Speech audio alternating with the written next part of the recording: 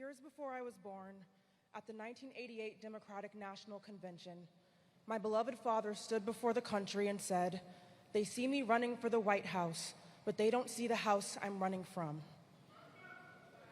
When I was 15 years old, he took me to that house.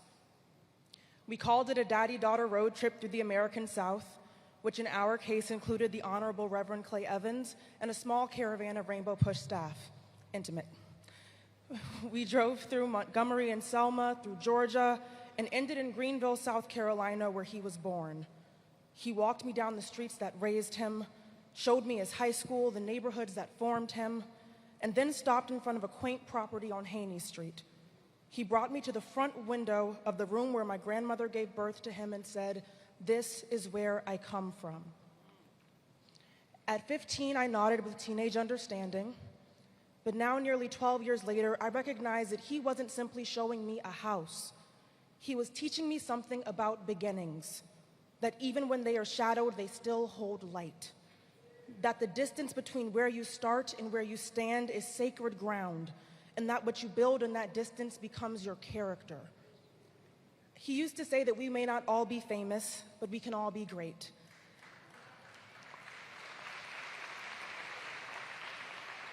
As a child, I thought that greatness meant scale, crowds, platforms, and name everyone knew. As I grew older, I understood he meant something quieter and far more demanding. Greatness was service. It was consistency. It was feeding people when no one was watching. The headlines captured the rallies and the campaigns, but they did not always capture the hospital rooms, the late-night calls on behalf of someone the world had already forgotten, the stories he carried from strangers along the way. See, Dad's theology was rooted in the belief that every human being carries inherent worth. And he fought for that truth in places that most people never saw, for people whose names never made the news across decades and continents and causes. And it showed up at home the same way it showed up everywhere else. In the car, and we spent so much of our life in cars, he would reach back his hand to find mine while he was on the phone.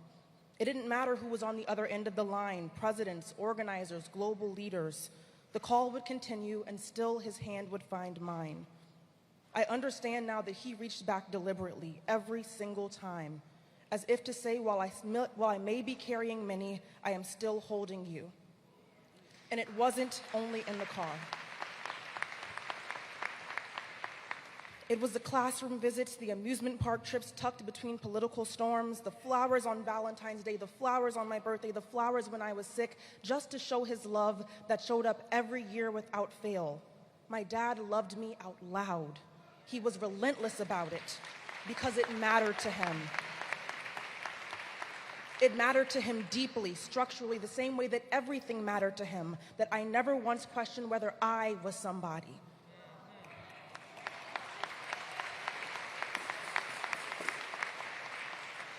Now I understand that those were seeds. You know, my father was always in the business of future-proofing, preparing people and possibilities for a future already on its way.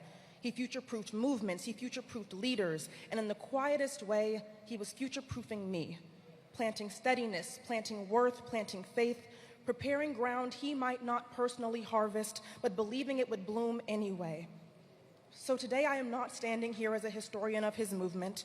Others will speak to the breadth of what he built far better than I can today. I am standing here as his daughter, the baby of the family, bereft and amazed, and so deeply grateful that enough of his love was poured into me across 26 years that I know I will never run out. Our stories are not parallel. They are intertwined.